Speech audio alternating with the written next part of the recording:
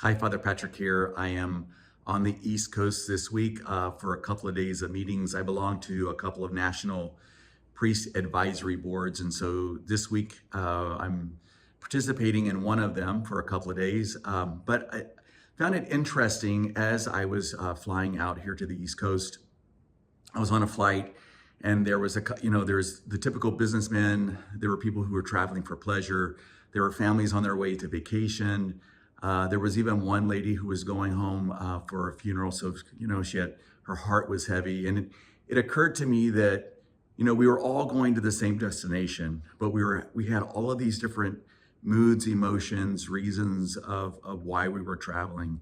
And it made me think about, our journey toward heaven.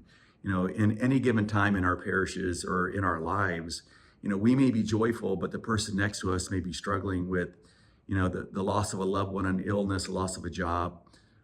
They may be spiritually high in one moment and we may be spiritually low. We may be struggling to understand our faith. And I think it's important that as a community, as we travel in our journey toward heaven, we're going to the same place. We're striving to get to the same place, to remember that when we're spiritually high, there might be somebody next to us who's struggling. And so it's important for us to recognize that so we can help carry them along.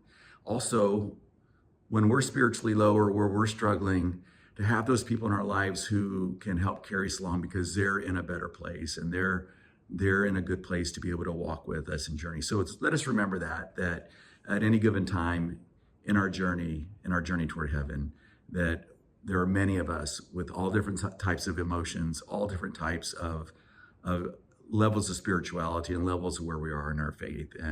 But we all do it together. We do it as a community. Okay, God bless you. Have a great week, and I love you all.